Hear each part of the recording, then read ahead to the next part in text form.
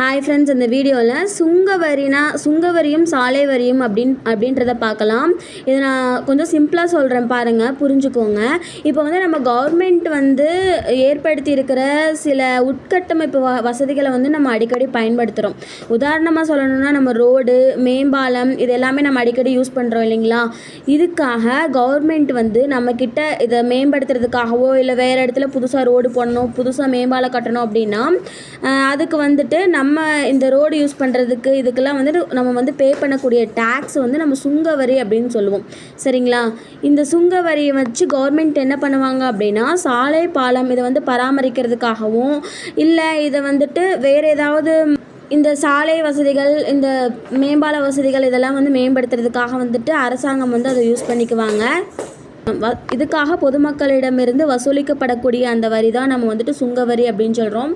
Thanks friends, thanks for வாட்சிங்.